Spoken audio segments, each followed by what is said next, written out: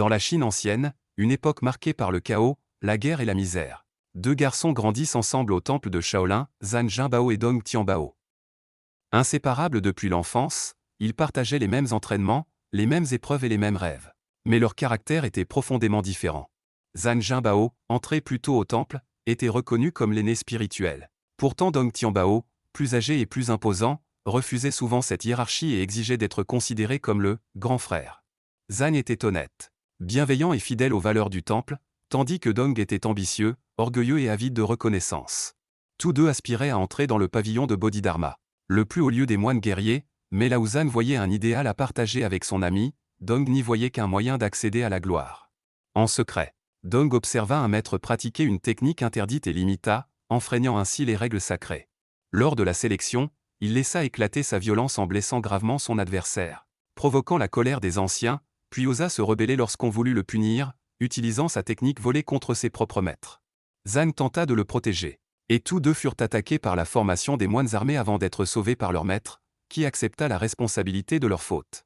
Finalement, ils furent expulsés de Shaolin, et avant leur départ, leur maître remit à Zhan un ancien manuel de respiration en lui disant qu'il l'aiderait à retrouver la paix lorsque son cœur serait troublé.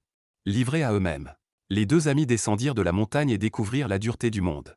Vivant de mendicité, de privation et d'humiliation, jusqu'au jour où ils sauvèrent une jeune femme courageuse nommée Xiao Donga, qui les mena à l'auberge Fo Xiaolu, un lieu secret servant de refuge à des justiciers luttant contre les abus du puissant eunuque Liu Jin.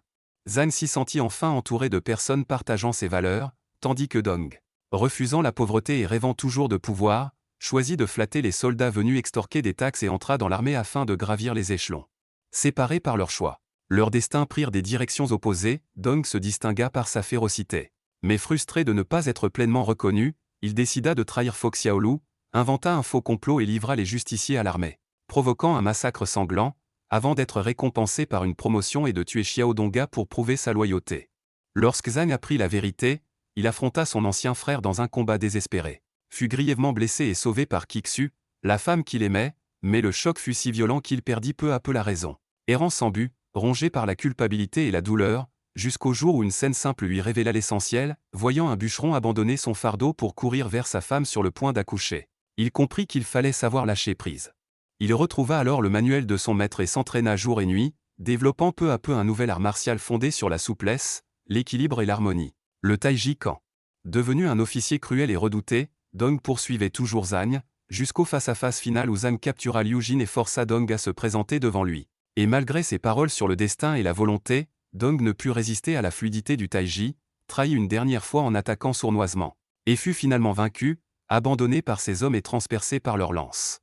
Après cette tragédie, Zhan Jinbao se retira du monde, fonda l'école de Wudang, transmit le Taiji aux générations futures et devint un maître légendaire, tandis que l'histoire de Dong Tianbao resta à jamais comme un avertissement sur les dangers de l'ambition aveugle, rappelant que deux hommes peuvent partir du même point, mais que ce sont leurs choix, et non leur talent, qui déterminent leur destin, rappelant que vouloir tout posséder finit souvent par tout détruire.